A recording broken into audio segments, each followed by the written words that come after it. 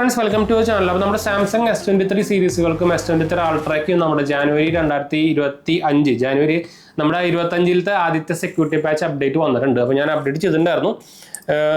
ഞാൻ പറഞ്ഞിട്ടുണ്ടായിരുന്നു already December 2025 നമുക്ക് കുറച്ച് ഇഷ്യൂസ് ഉണ്ടായിരുന്നു. പ്രത്യേകിച്ച് ബാറ്ററിന് മെയിൻ ഇഷ്യൂസ് ഉണ്ടായിരുന്നു. അപ്ഡേറ്റിന് ശേഷം ബാറ്ററി ബാക്കപ്പ് ഭയങ്കരമായിട്ട് കുറഞ്ഞിട്ടുണ്ടായിരുന്നു. അപ്പോൾ അത് അത്യാവശ്യം കുഴപ്പമില്ലാണ്ട് തന്നെ ഫിക്സ് ആയിട്ടുണ്ട്. അപ്പോൾ ഇനിയിപ്പോൾ കുറച്ച് ദിവസം യൂസ് ചെയ്ത് കഴിഞ്ഞാൽ മാത്രമേ പറയാൻ പറ്റുള്ളൂ. ഞാൻ വഴിയെ പറയാം. ഇതിൽ നമുക്ക് ചേഞ്ചസ് വന്നേക്കുന്നത് നമുക്ക് സ്മൂത്ത്നെസ് ഭയങ്കരമായിട്ട് ഇമ്പ്രൂവ് ചെയ്തിട്ടുണ്ട്. അതായത് പെർഫോമൻസും സ്മൂത്ത്നെസ്സും ആനിമേഷൻസും ഭയങ്കരമായിട്ട് ഇമ്പ്രൂവ് ചെയ്തിട്ടുണ്ട്. നമ്മുടെ ഈ ലേറ്റസ്റ്റ് അപ്ഡേറ്റിൽ കുറച്ച് ബഗും കാര്യങ്ങളൊക്കെ ഉണ്ടാകുന്നത് ഫിക്സ് ആയിട്ടുണ്ട്.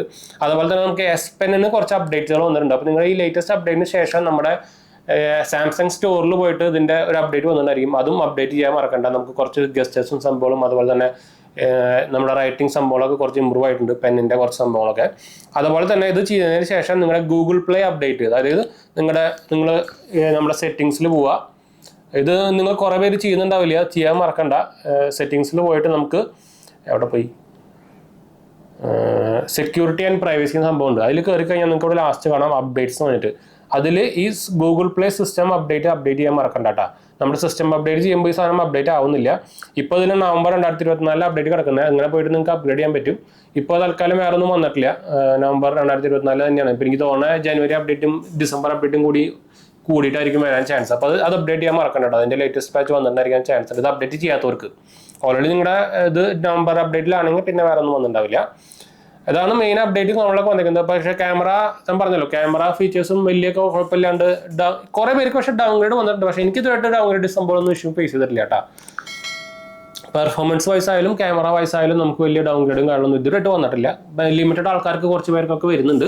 അങ്ങനെ വന്നിട്ടുള്ളവരാണെങ്കിൽ നിങ്ങൾക്ക് നമ്മുടെ സാംസങ് സർവീസ് സെന്ററിൽ പോയിട്ടൊന്ന് നമ്മുടെ OS ഒന്നുകൂടിയും ഇൻസ്റ്റാൾ ചെയ്യായിരിക്കും നല്ലത് കേട്ടോ. നമുക്ക് ഡൗൺഗ്രേഡ് ചെയ്ത് നമ്മൾ ചെയ്യാനായിട്ട് നല്ലത് പുതിയതായിട്ട് ഫോർമാറ്റ് ചെയ്ത് ആദ്യം ഇൻസ്റ്റാൾ ചെയ്യായിരിക്കും. പക്ഷേ ഡാറ്റാസ് അപ്ഡേറ്റ് ചെയ്ത് വെക്കാൻ മറക്കണ്ട കേട്ടോ. അല്ലെങ്കിൽ ബാക്കപ്പ് ചെയ്ത് വെക്കാൻ മറക്കണ്ട, അല്ലെങ്കിൽ പോവും. അപ്പോൾ അതൊന്ന് ചെയ്ത് നോക്കുക. അല്ലാത്ത പക്ഷം നിങ്ങൾക്ക് പ്രത്യേകിച്ച് ഞാൻ റെക്കമെൻഡ് ചെയ്യുന്നത് നിങ്ങളുടെ ഫോൺ ഇൻക്ലൂഡ് നമ്മുടെ വാറണ്ടിയിലാണെങ്കിൽ ധൈര്യമായിട്ട് ചെയ്യാം. അല്ലാത്ത പക്ഷം ഏത് ബ്രാൻഡായാലും ഇപ്പോൾ ഒന്ന് പേടിക്കണം ചെയ്യണമെങ്കിൽ. എന്താ വെച്ചാൽ ആക്സെപ്റ്റ് OnePlus ആയാലും ലൈഫ് ടൈം വാറണ്ടി കൊടുത്തിട്ടുണ്ടല്ലോ.